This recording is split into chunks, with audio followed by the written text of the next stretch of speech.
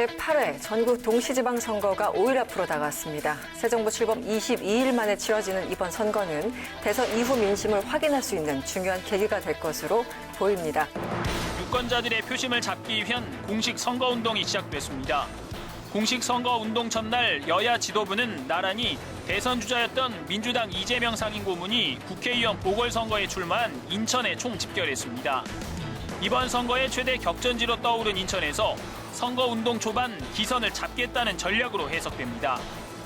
국민의힘은 17개 광역시장 가운데 서울과 영남 지역 등 9곳 이상을, 앞선 지방선거에서 14곳을 차지했던 민주당은 이번 선거에는 호남과 제주를 비롯한 경기 등 8곳의 승리를 목표로 잡고 있습니다.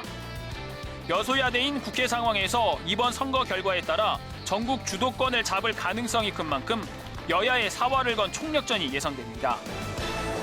여야의 양보할 수 없는 승부가 펼쳐지고 있는 6일 지방선거 판세에 대해서 짚어보도록 하겠습니다. 먼저 이번 시도 광역단체장 17석이 있고요. 또 보궐선거도 있습니다. 만만치 않은 그런 규모인데요. 국민의힘 같은 경우는 전반적으로 호남 지역 정도 빼고 전반적으로 우위 혹은 압도적 우위를 기대하거나 전망하고 있고, 민주당은 이제 아무래도 호남과 제주 정도 그리고 수도권에 가능하다면 선전 기대하고 있다. 이 정도 지금 관전평들이 나오고 있는데요.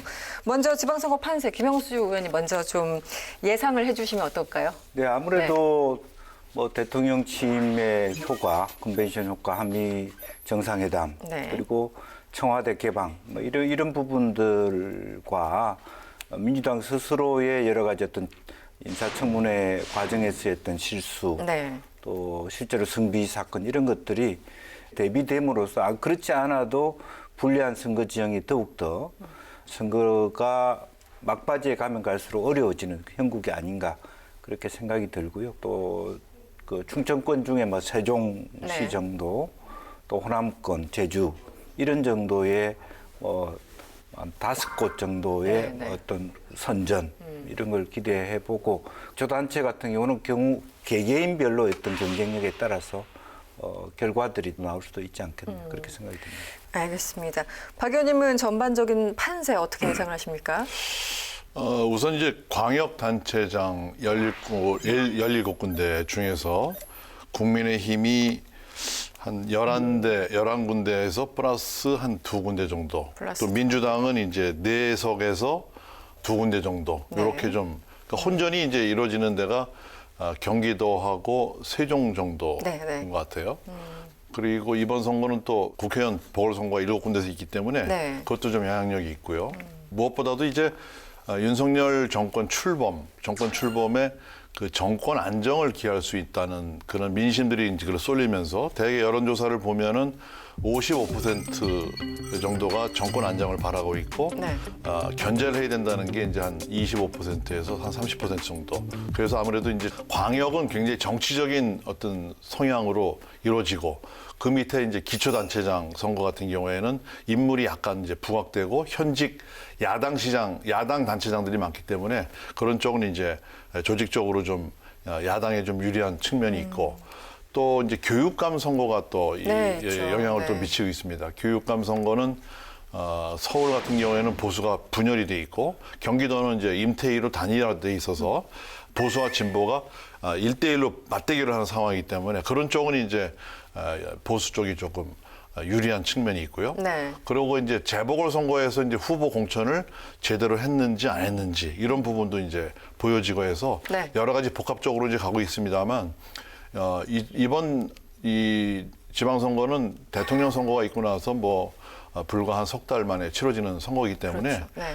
정권 안정 쪽으로 가는 그런 민심의 어떤 흐름, 국민의힘이 그거군요. 굉장히 좀 네. 유리하고 네네. 민주당은 그거에 비해서 굉장히 악전고투하고 있는 데다가 또 당내 분열이라든가 또 공천 문제라든가 또 성추문이라든가 이런 악재들이 계속 터져나오는 상황이기 때문에 후보들이 굉장히 힘들 상황인 것 같습니다. 네, 그래서였겠죠. 지난 24일이었습니다. 민주당 박지원 공동 비대위원장이죠. 비대위원장이 기자회견을 열고 울컥하는 모습도 보였고요.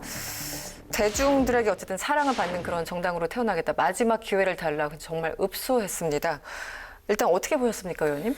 실제로 본인이 낸 메시지의 내용 자체는 의미가 있어요. 팬덤 정치의 사로잡혀 가지고는 민주당의 발전이 없다. 네. 또 부족한 부분을 반성해 가는 건 맞습니다만은 이제 형식적으로 그러다 보니까 오히려 결과적으로는 선거를 앞두고 당내에 좀 혼선과 분열 네. 이런 것처럼 보여질 수 있는 빌미를 줬다. 또 하나는 이제 박지원 비대위원장이 갖고 있는 정치적 무게가 네. 본인이 낸 메시지를 감당할 수 없기 때문에 오는 혼선이 있어요. 이제 그런 부분이 좀 아쉬웠다 그렇게 봅니다. 알겠습니다. 이번에 이제 지방선거라는 게 지방선거 보통 이제 50% 안팎이었고 60%를 넘은 경우가 거의 없지 않습니까? 이번에 투표율이 어느 정도 될까? 그리고 그 대선의 연장선상에 있는 만큼 그게 어느 정도 투표율에 영향을 미칠까? 여기에 대해서 좀 궁금한데요. 어떻게 전망하십니까? 제가 그 2010년 지방선거 이후에 투표율을 조사를 해보니까 네. 대통령 선거 때는 대개 75에서 한 78% 정도, 77% 네. 이 정도고 총선이 이제 54%에서 66%. 네.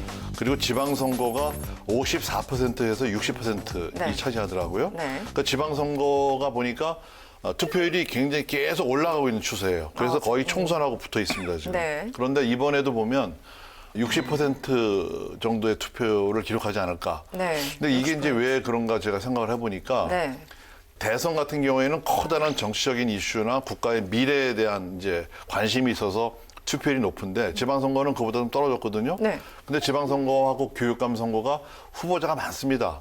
그러다 보니까 자기하고 관계된 사람들이 많이 나오게 되고 네, 네. 또 이제 스마트폰의 발달로 해서 그 안에 세계에 들어가서 보니까 투표해야 될 이유가 생기는 거죠. 그래서 그 사전 투표가 네, 네. 도입이 되면서 네, 네. 하나의 그 투표할 수 있는 도구가 되기 때문에 이번에도 한 60% 정도 투표율이 나오지 않을까 이렇게 보고 있습니다. 의원님은 어떻게 전망하십니까? 글쎄요, 이제 사전투표 영향은 있을 것 같고요. 네네. 보궐선거가 많이 치러진다는 것도 플러스 요인은 될 거라고 보여집니다. 네. 그럼에도 불구하고 60% 선까지 가기는 좀 버겁지 않을까. 힘들지 그러니까 않을까. 50% 중반에서 50% 후반까지. 네. 상당히 왜 그러냐 하면 사실은 민주당 지지자들이 포기할 수 있는 여지, 또 중도층이 포기할 수 있는 여지가 꽤 있는 선거다.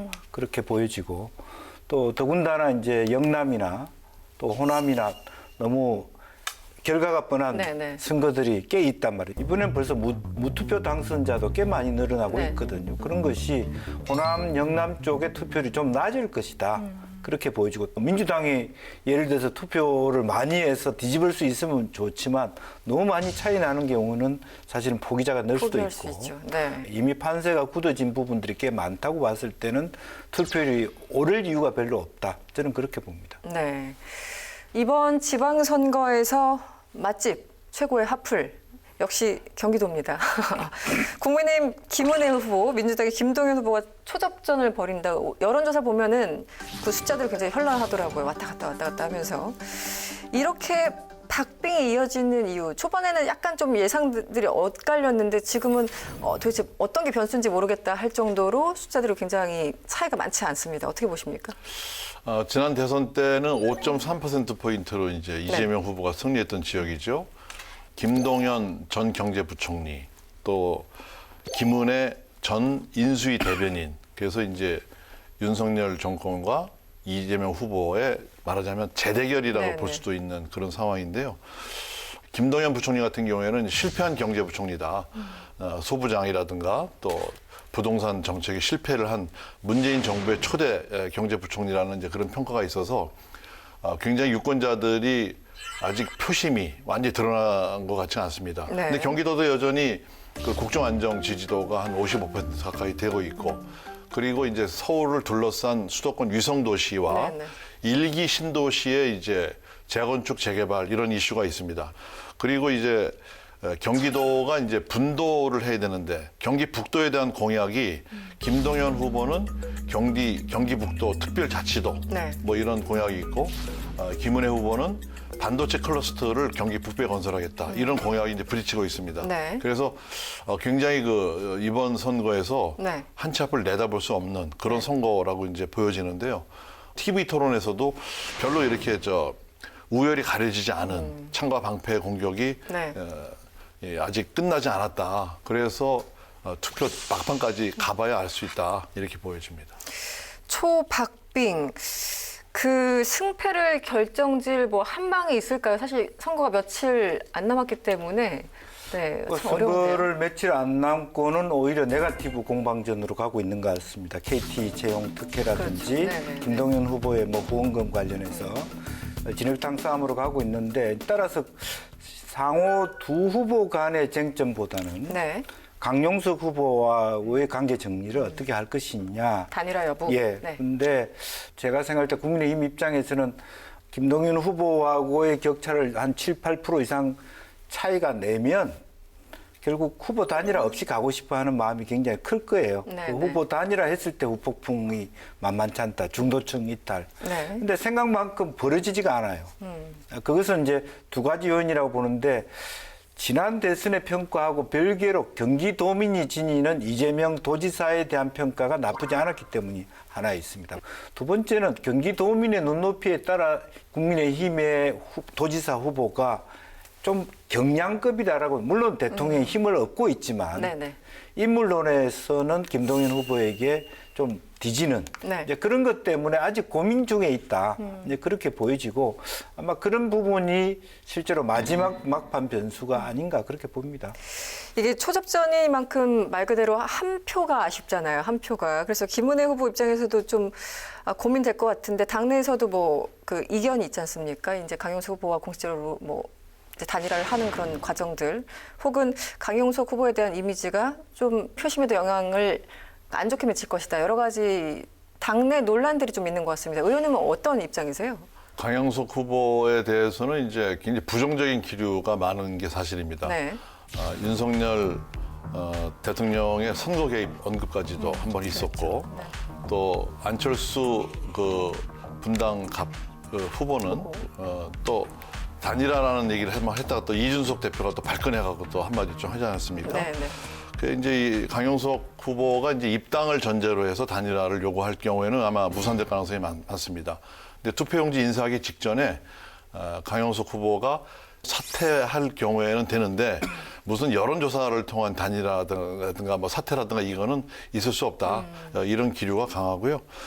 특히 이제 이준석 대표가 굉장히 부정적입니다. 그 부분에 대해서. 강하죠. 그러고 네. 이제 여론조사를 보면은 한 10개 정도에서 2개 정도는 하나는 김동연이 이기고 하나는 김은혜가 이기는 여론조사가 있었거든요. 네네. 그런 여론조사들이 이제 이런 강용석 사태에 대한 단일화에 대한 좀 방해 요소가 아닌가 이런 생각이 듭니다.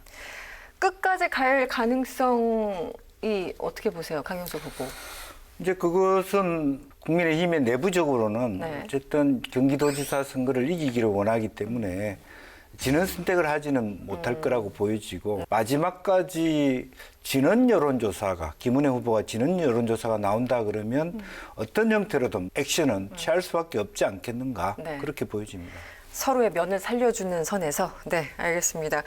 경기에 몰두하다 보면 서울을 깜빡하기도 하는데 서울 뜨겁습니다. 오세훈 현 시장 4선이 되느냐 혹은 송영길 후보 인천에 이어서 서울까지 가시느냐 이 이제 갈래 있습니다. 그런데 지금 서울 표심 여론조사를 보면은 조금 명확해 보이기도 하고 일단 어떻게 보십니까? 송영길 후보 본인은 자신만만하게 뒤집을 수 있다고 하지만 생각만큼 그렇게 뒤집히는 어떤 계기를 만들기가 쉽지 않겠다라는 생각입니다. 우선은 서울시의 핵심 의제 중에 시민들이 관심을 가질 만한 의제를 긁어 나오지 못했어요. 의제. 그리고 또 하나는 송영길 후보의 슬로건조차도 네.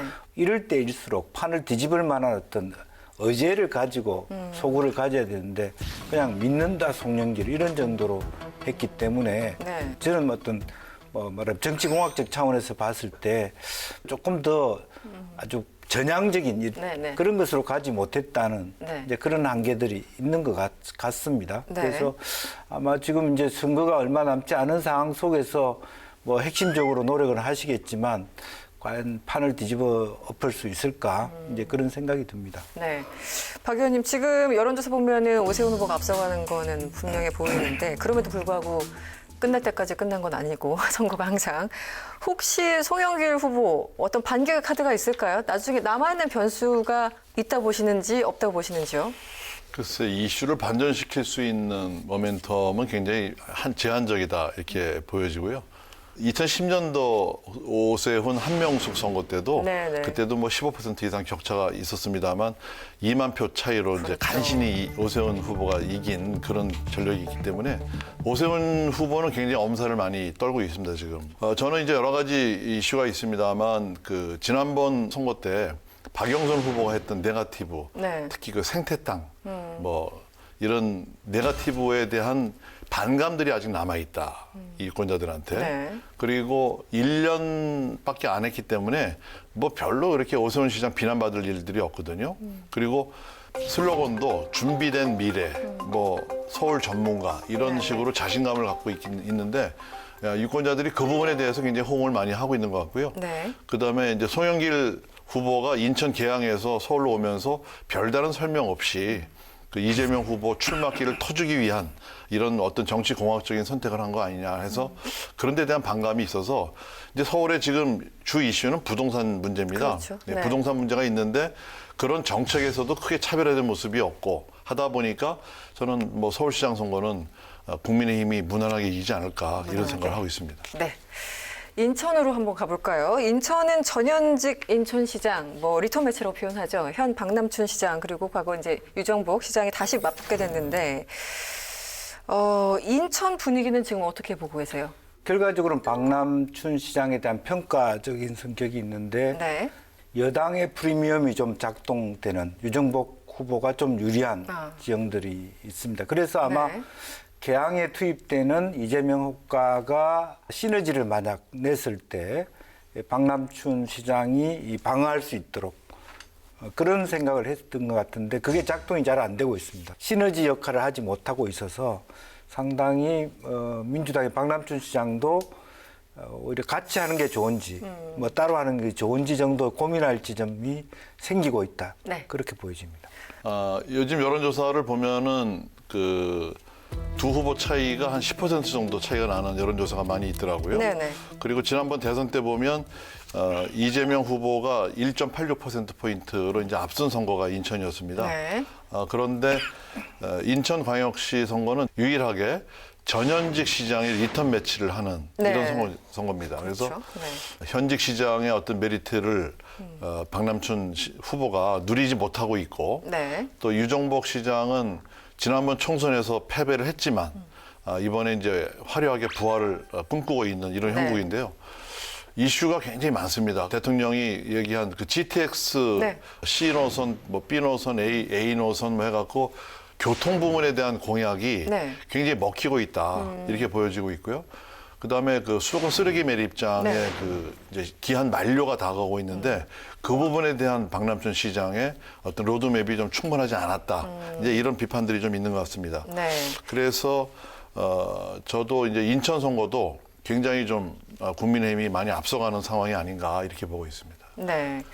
충청 가보죠. 뭐 중원이라고 표현하는 바로 그곳인데 현직은 양승조 후보예요. 현직 도지사. 양승조 후보가 또 뭐 지역을 잘 다져왔다는 얘기도 들리고 또 상대도 만만치 않습니다. 원래 김태흠 후보는 원내대표 준비하다가 윤 당선자 전화 받고 사실 이쪽으로 돌리셨다는 설이 많았었는데 쟁쟁합니다. 어떻게 보십니까? 일단 충청 이쪽 그래서 양승조 이제 후보. 초기에 네. 양승조 도지사의 어떤 그동안에 다져온 것들이 굉장히 청이 두텁고 굉장히 안정적으로 수승이 가능하다라고 생각했는데 실제로 뭐 승비 사건이 네.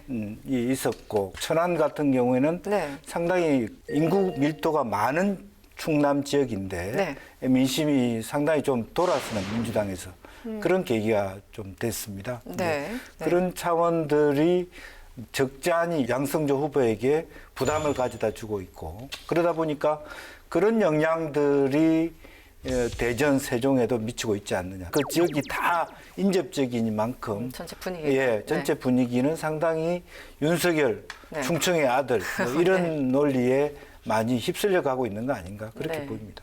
충남을 우선 보면은 양승조 지사가 그 양승조 후보가 네. 4선을 하고 이제 도지사를 4년 또 했습니다만 네.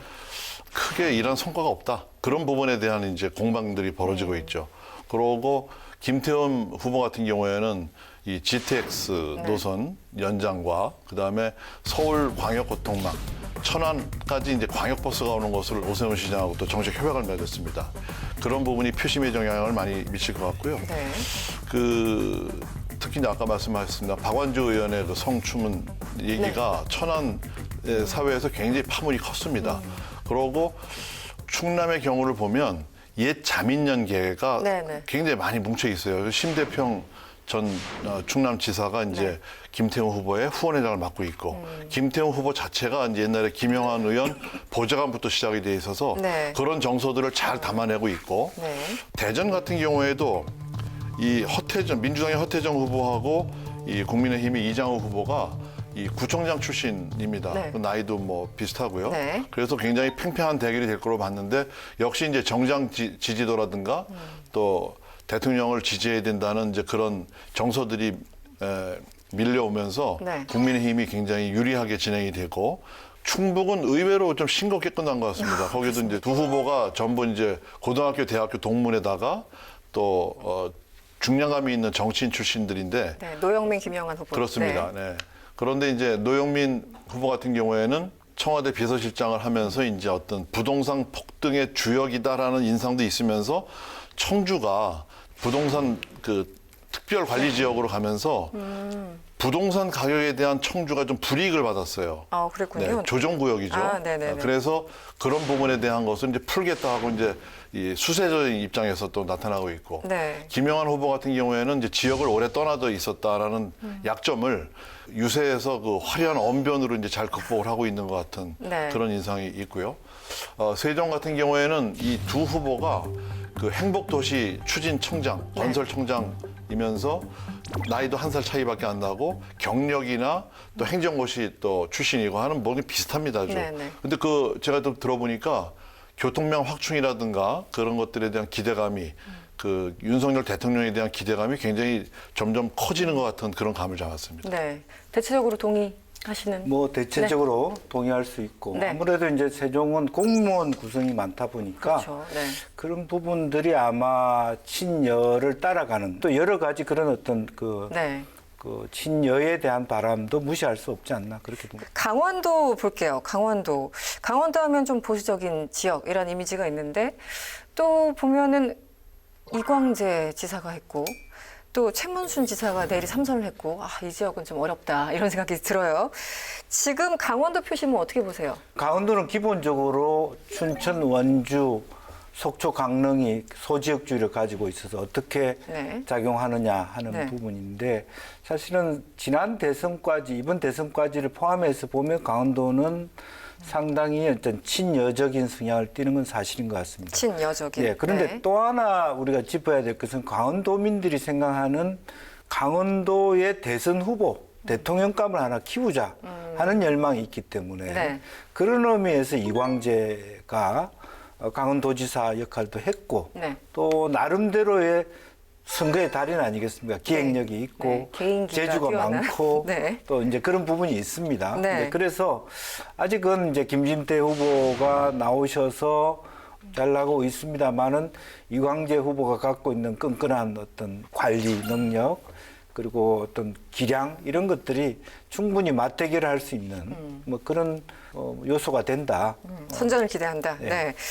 원조 친노 이광재, 보수 적자 김진태 뭐 이렇게 이름 붙이고 있는데 어떻게 보십니까, 의원님? 좀 판세를 봐주시면. 5월 24일 날 그 강원도 내 언론이 여론조사를 했거든요.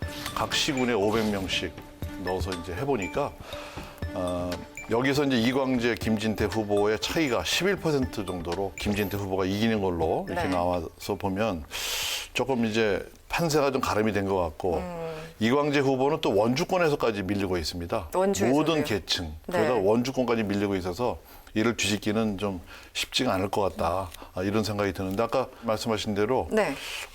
이광재 후보에 대한 어떤 기대감 이런 것들이 막판에 어떤 역풍으로 바람이 불지 이것이 변수가 될 것 같습니다. 네. 알겠습니다. 마지막 제주 한번 가볼까요? 원희룡 국토교통부 장관이 이제 재선에 성공했던 지역이기도 하고 지금 민주당에서는 오영훈 후보 그리고 국민의힘에서는 허양진 후보가 뛰고 있습니다.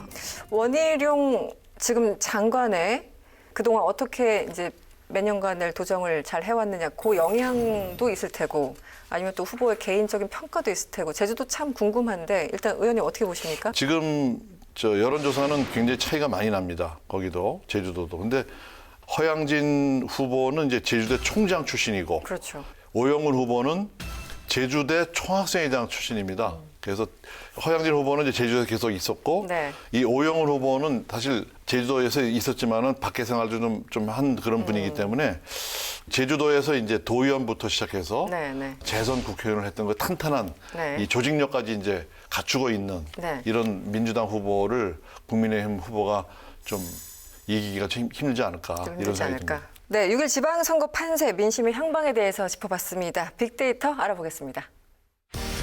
빅데이터로 여론을 읽어봅니다. 지방선거를 키워드로 빅데이터를 분석했습니다. 지난 일주일 동안 12개 채널 20만 개 이상의 사이트에서 집계한 지방선거의 총 정보량은 약 23만 건입니다. 지방선거 연관어 중에서 사용이 많이 늘어난 단어의 순위를 살펴봅니다. 1위는 선거 유세입니다. 여야는 전국 각지에서 집중 선거 유세를 펼치며 민심 잡기에 나서고 있습니다. 야당인 민주당은 새 정부에 대한 견제와 균형을, 여당인 국민의힘은 국정 동력 확보를 내세우며 지지를 호소했습니다. 2위는 정상회담입니다. 한미 정상회담이 끝나자 정치권은 지방선거에 정상회담이 미칠 영향에 촉각을 곤두세우고 있습니다. 여야는 정상회담의 결과에 대해 각각 아전인수식 해석을 내놓으며 여론전에 나섰습니다. 3위는 합동입니다.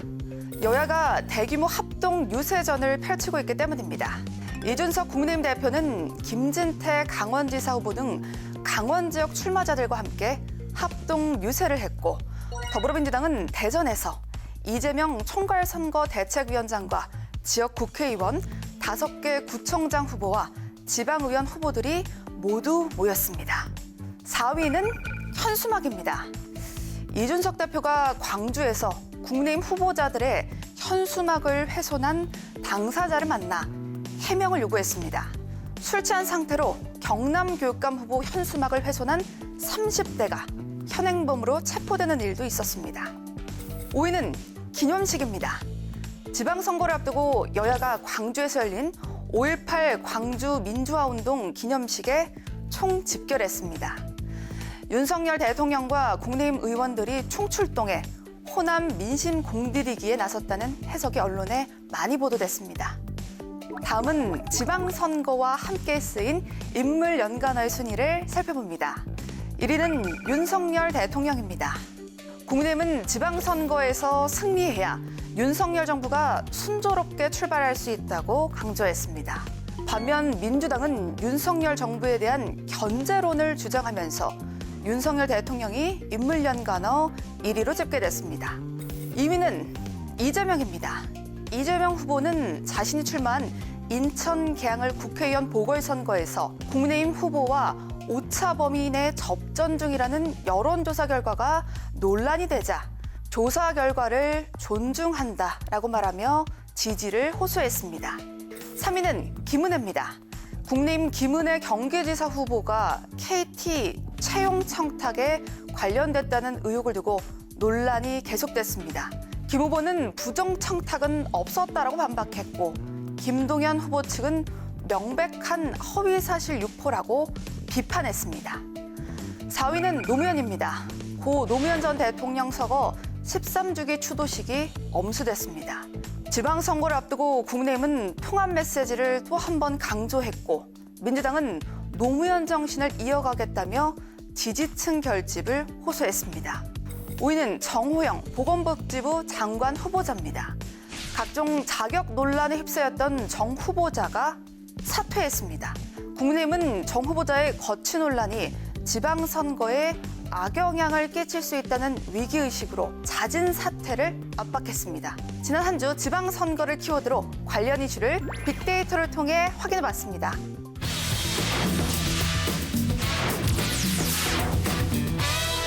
6일 지방선거와 함께 치러지는 국회의원 보궐선거가 전국 7곳에서 실시됩니다.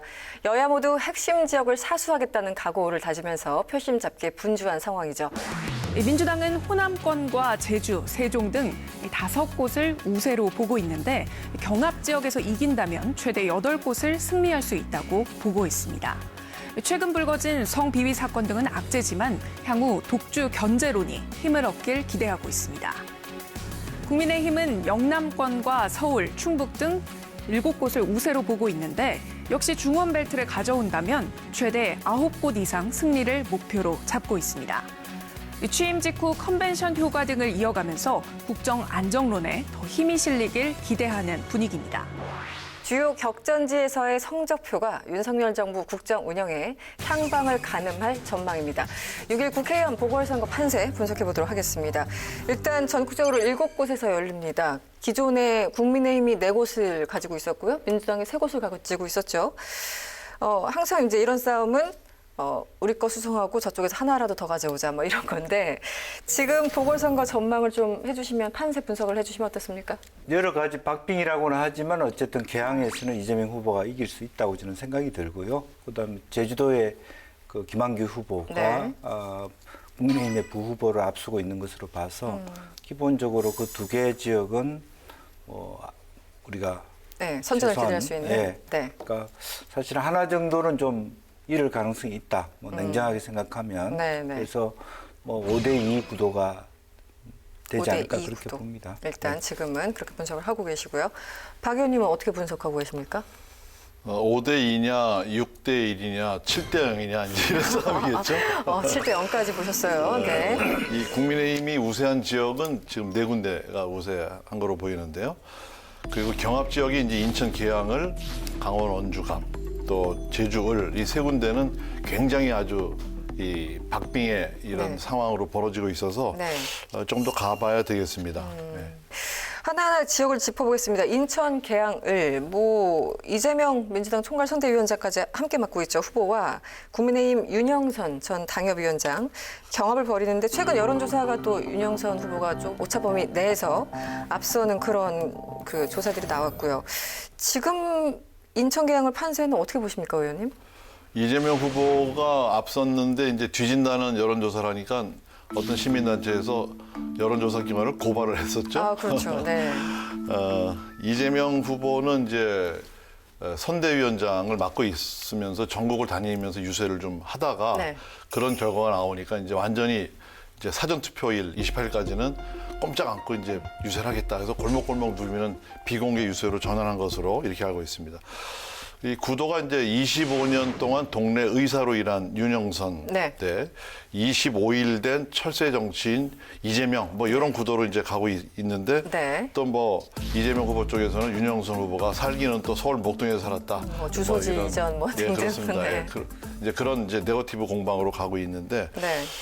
이 지역적인 정서는 하여튼 큰 정치인이 와서 우리 지역을 발전시킬 수 있다는 기대감도 있습니다만 네. 그거보다는 5선이나 뽑아둔 송영길이 서울 가면서 한마디 말도 없이 갔다 하는 섭섭함이 좀 많이 묻어 있다. 그래서 이재명 후보로서는 네. 대선 패배에 이어서 좀 어떤 권투 중례를 노리고 있습니다만 굉장히 힘겨운 싸움이다. 그거에 비해서 이제 이 국민의힘에서는 네. 이런 분당의 성남에서 이제 살다 온 이재명 후보를 누를 수 있도록 무명이긴 하지만 네네. 윤영선 후보를 공천한 것이 전략적으로 맞아떨어졌다 이렇게 판단하고 있는데요. 다만 이제 인천에서 그 교통난이라든가 이런 부분에 대한 이 인천시장과 이 대선 후보의 공약들이 같이 맞물리면서 굉장히 복잡한 양상인데 요새 이제 수도권에서 벌어지는 선거는 굉장히 민주당 후보들이 정말 악전고투하는 것 같습니다. 왜냐하면 네. 바이든 방한 또 이 청와대 개방하고 엊그저께 또 열린음악회까지 그런 악재들을 민주당이 이제 어떻게 정치력으로 돌파할 수 있는가 하는데 그런 이 묘수는 아직까지 나오지 않는 것 같습니다. 송영길 현 후보가 이제 어쨌든 인천시장도 했고 이재명 후보는 어쨌든 근소하게 이번 대세원에 패했기 때문에 비교적 쉽게 이번 선거를 이길 수 있지 않을까라는 전망이 있었는데 최근에는 여러 가지 엇갈린 전망들이 나오고 있습니다. 어떻게 분석하고 계십니까? 아무래도 국민의힘이 이제 지역의 2번 선거에 이미 나온 바 있는 후보를 공천한 것이 잘했다 그렇게 봐야 되겠죠. 그러니까 국회의원이 어떤 지역에 이렇게 자유롭게 나오는 건 문제가 없다고 보여집니다. 네, 그런데 네. 이제 이재명 후보의 문제는 분당에 선거가 있는데 왜 개항으로 왔느냐 하는 부분에 있어서는 참 방어하기 쉽지 않은 그런 논리가 됐고요. 윤영선 후보를 띄우는 데 계기가 됐다. 그리고 또 하나는 초기에 아마 개항의 선거운동을 하면서 너무 대선 후보처럼 이제 그런 것들이 좀 오히려 초기 선거운동 전략의 실패였다. 네. 이제 그렇게 봐서 중반기 넘어가서는 이제 조금 더 그걸 슬림화시키면서 지역에 밀착형으로 들어가는 이제 전략을 수정할 수밖에 없었다. 이제 그렇게 보여지는데 그럼에도 불구하고 실제로 이제 여론조사라고 하는 것은 네. 상당히 많은 민주당 지지자들이나 네. 또 호남인들이 여론조사에 비협조적일 수밖에 없어요. 따라서 윤영성 후보가 실질적으로 여론조사상으로 5%나 10% 가까이 이기고 있어야 거의 대등한 결과가 나올 거라고 보여져서 그 이재명 후보가 그렇게 이렇게 쉽게 여기서 낙마한다 그런 생각은 안 든다 그런 생각이 듭니다. 네, 경기 분당갑으로 가보죠. 뭐 국민의힘 안철수 전 인수위원장이자 전 대선 후보 그리고 김병관 전 민주당 의원이 이제 맞붙는데 지금 여론조사는 확실히 이제 안철수 후보가 우세한 게 사실입니다. 사실은 김병관 후보도 지난 총선에서 약간 소위 말하는 석패했다라는 평가를 받아서 어느 정도 역량을 발휘할 것인지 궁금했는데 지금 상황은 좀 그렇습니다. 어떻게 보고 계십니까? 분당갑이라는 지역이 말하자면 그 국민의힘이 아주 텃밭이죠. 네. 그런데 이 안철수 정도의 그 명성이 있는 사람이 가서는 김병관 후보가 당해내기가 쉽지 않은 거죠. 네. 이미 저는 뭐 여기 대선은 결판났다고 보고 네. 오히려 이제 안철수 전 위원장이 이제 국회에 들어갔을 때 국민의힘의 어떤 당권의 향배라든가 어떤 영향력을 발휘해서 정치력을 발휘해서 다음번 뭐 대선 주자로서 어떻게 발돋움을 할 것이냐 이것이 이제 관심이 좀 보여지는데요. 윤석열 대통령도 이 그 국민의힘의 어떤 다양화를 위해서 안철수 그 국회의원이 된다면 네. 굉장히 좀 힘을 실어주지 않을까 하는 그런 생각들이 좀 듭니다. 힘을 그에 비해서 이준석 네. 대표는 또 굉장히 또 견제를 많이 할 거고 그렇죠. 해서 네. 자칫 보면 이제 그런 세력 대결의 어떤 전초전이 될 수도 있다 이렇게 생각이 듭니다. 네. 강원 원주 갑. 뭐 민주당은 뭐 당연히 사수해야 된다라고 얘기를 하는데 국민의힘 입장에서는 지금 1순위 탈환지로 꼽기도 합니다. 국민의힘 박정아 후보 예전에 이명박 대통령 당시에 이제 청와대 대변인을 하셨던 분이고 원창묵 민주당 후보는 삼선 원주시장을 지냈어요. 이제 경합 중인데 어떻게 보십니까? 이 경쟁력이 각각 있어요. 네. 그렇습니다. 그러니까 원창묵 후보도 그렇게 간단하게 이렇게 제낄 수 있는 후보가 아니죠. 삼선의 시장이라고 하는 것은 굉장히 인지도나 또 지역 토착형 인사이기 때문에 그런 측면이 있습니다만은 전체 지형적으로 이 북한과 접경지에 네. 있기 때문에 윤석열 대통령을 어떻게 생각하느냐 네. 이제 그런 부분들이 영향을 미칠 수 있고 또 기본적으로 박정아 후보가 네. 제주 부지사도 했고 그렇죠. 인천시에서도 일을 했고 지난 총선에서 그래도 말하자면 이광재 후보하고 맞붙었던 후보고 네. 이제 그렇기 때문에 약간 박정아 후보가 앞서는 정도가 되지 않을까 그렇게 봅니다. 강원 원주가 뭐 상징적이기도 합니다. 이 국민의힘 입장에서 1순위 탈환지다 이렇게 얘기를 하고 있는데 판세를 좀 짚어주시면 어떨까요? 원 후보 같은 경우에는 기초의원을 무소속으로 2번이나 당선된 사람입니다. 그러니까 네. 대단한 사람이죠. 네. 그러고 박정아는 이제 이 중앙정치 무대에서 활동을 했던 분이고 해서 네, 네. 중앙정치 대 지방정치의 구도. 그러네요. 거기다가 네. 이제 박정아 후보가 지난번 이광재 후보에게 떨어지고 나서 또 동정표도 약간 또 있는 상황이고 네. 여론조사를 보면은 이제 당선 가능성이나 두 후보에 대한 지지도가 뭐 거의 차이가 안 납니다. 그런데 인지도 측면에서는 박정아 후보가 좀 유리하지 않은가. 네. 또 어떤 관계성의 측면에서는 원창욱 후보가 유리하지 않은가. 이렇게 보면 네네. 굉장히 여기는 그 원창욱 후보하고 박정아 후보의 싸움이 선거 끝까지 가서 봐야 되겠다. 그런데 네. 국민의힘으로서는 반드시 탈환해야 될 지역으로 꼽은 것은 맞습니다. 충남 보령 서천 여기는 국민의힘 장동혁 후보, 전 판사 출신이죠. 민주당 나소열 후보가 나왔습니다. 나소열 후보는 전 충남도 문화체육부지사 역임을 하신 분이고요. 지금 나 후보는 서천 출신이고 삼선 서천 군수를 지냈고요. 장 후보는 보령 출신. 이런 이력인데 두 분들 뭐 연고나 뭐 이런 것들 이렇게 종합해서 봤을 때 어느 쪽이 좀 우세하다고 보시는지요? 그래서 이제 보령 대 서천 이렇게 소지역주의가 나뉘어질 수 있을 것 같아요. 네. 그런 부분이고 뭐 나소열 부지사는 사실은 군수로서 굉장히 일을 잘했습니다. 노무현 대통령 때도 상당히 많은 어떤 일 잘하는 군수로서도 쭉 전국적인 명망성을 갖고 있었거든요. 네. 그런 부분이라서 실제로 이 지역에 있는 분들이 상당히 마음이 좀 오락가락할 것 같아요. 이제 그런 건 사실이지만 실제로 판사 출신들이 의외로 선거운동을 잘 못하잖아요.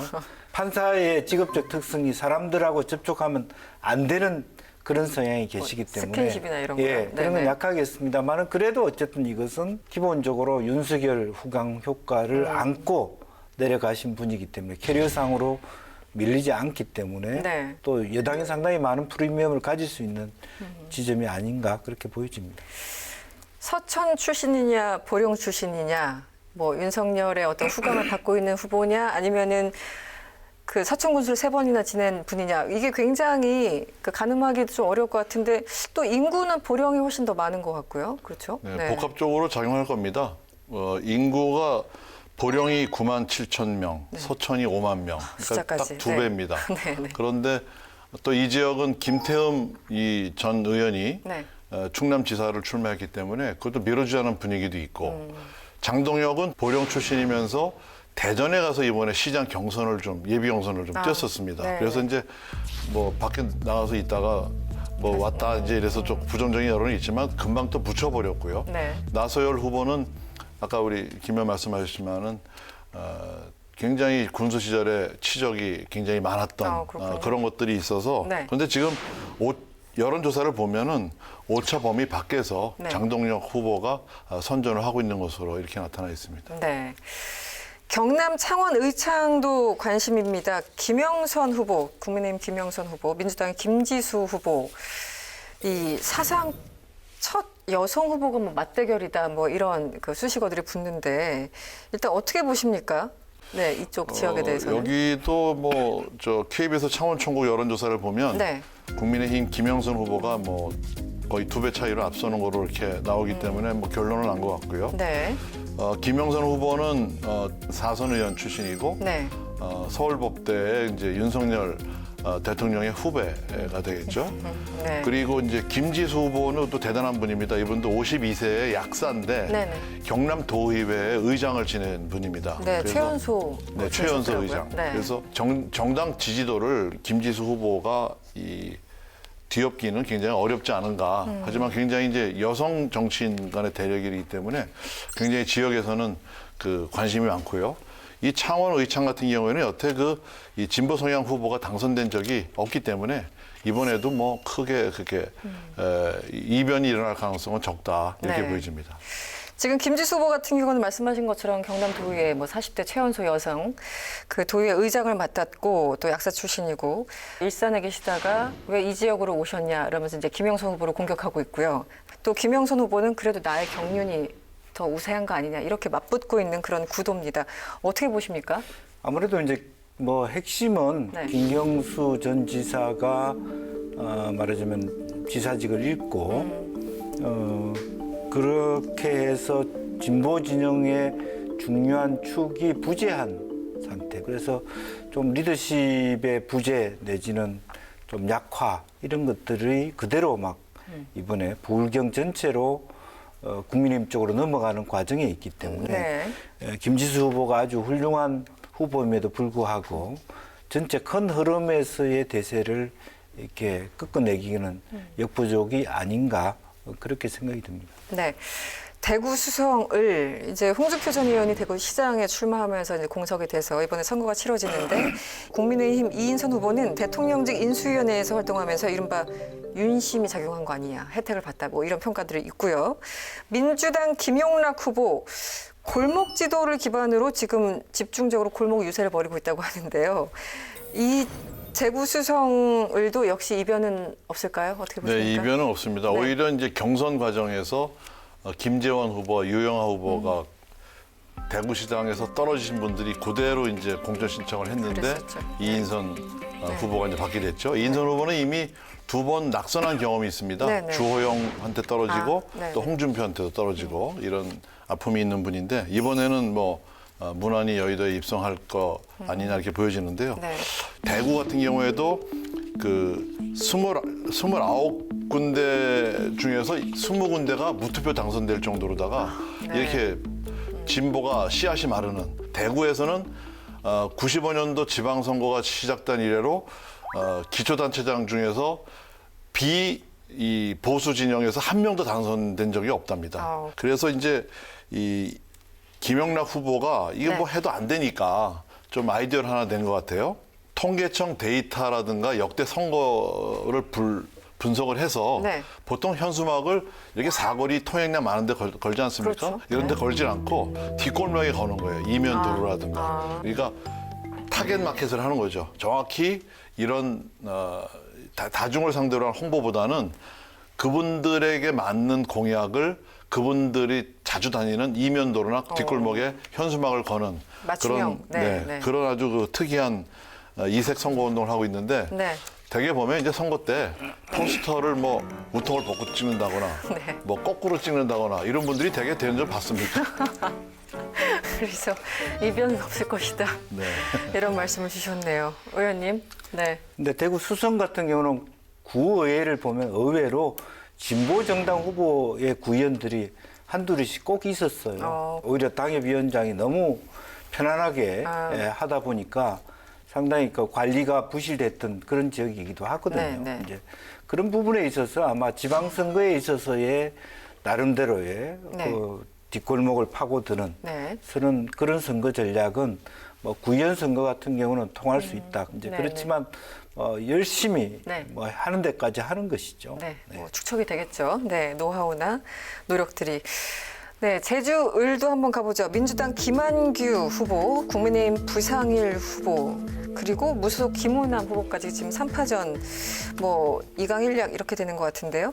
지금 민주당 후보 김한규 후보 같은 경우는 청와대에 있다가 가신 네. 분이죠. 네. 네.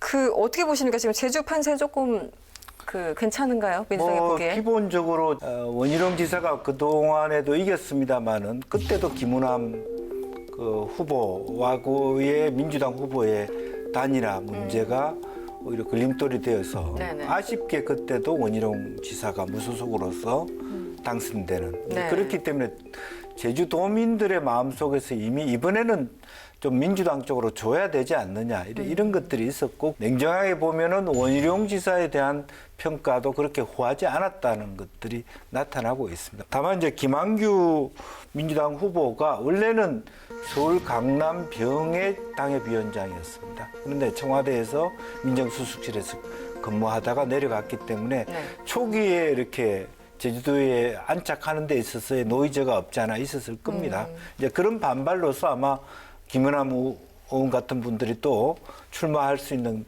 뭐 작심을 하게 된 배경이 될 수도 있었겠는데 네. 이제 그럼에도 불구하고 지금 현재 흐름으로서는 여전히 김한규 후보가 뭐 좀 의미 있는 차이로 앞서고 있는 건 사실인 것 같습니다. 네.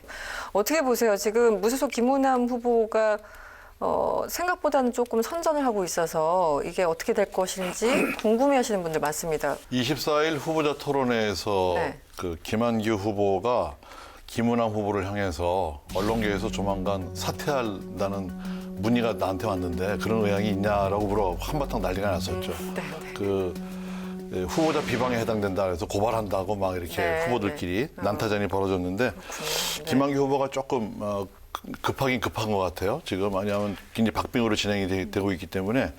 근데 제주도 선거는 지금 4.3 사건이 굉장히 큰 영향을 미칩니다. 네. 그 진보 정권 당시에 이제 제주 4.3 특별법을 제정을 하고 문재인 대통령 같은 경우에는 여러 차례 추념식에 참석도 하고 그렇죠. 해서 네. 제주 도민들이 이제 진보 정권에 대한 민주당에 대한 그 애정이 상당히 깊은데 근데 올해 이제 윤석열 당선인 시절에 네. 그 참석을 했거든요. 4.3 추념식에. 네, 네. 그래서 많은 좀 변화가 좀 있는 것 같고 또 이 부상일 국민의힘 후보도 여러 번 출마해서 뭐 동정표도 좀 있는 것 같고 네. 또 김은남 전 의원 같은 경우에는 뭐 이 삼선 출신이고 해서 중량감이 있는데 무소속으로 나올 경우에는 민주당 표를 많이 잠식을 하게 되고 그래서 제주 선거도 굉장히 주의 깊게 끝까지 좀 봐야 되겠다 끝까지 봐야 그런 된다. 생각입니다. 네, 5일 앞으로 다가온 6일 지방선거와 국회의원 보궐선거, 전체 판세와 지역 표심에 대해서 이야기 나눠봤습니다. 두 분의 사이다 한 줄평 들어볼 시간이죠. 먼저 박 의원님. 이 대선이 끝나고 얼마 되지 않아서 쓰나미가 올 때는 후보들이 할 수 있는 한계가 있거든요. 그래서 이번 지방선거 때 어떠한 뭐 정책적인 대결도 좀 하고 이 소통과 협치, 그래서 코로나로 인한 경제난 극복을 할 수 있는 그런 계기로 삼았으면 하는 소망을 담았습니다. 네, 김용주 의원님. 네. 사실은 이번 지방선거 매우 아쉽습니다. 7개 보궐선거로 말미암아 모두가 말하자면 총선을 치르는 것처럼 지방선거가 되고 있습니다. 의제도 없고 또 구도만 있을 뿐입니다. 그래서 저는 보궐선거에 밀려난 지방자치 그렇게 정했습니다. 네, 박정희 전 의원님, 김용주 전 의원님 오늘도 수고하셨습니다. 고맙습니다. 네, 저희가 준비한 내용은 여기까지입니다. 정치톡톡 사이다 더 새로워진 모습으로 찾아뵙겠습니다. 그동안 시청해 주셔서 고맙습니다.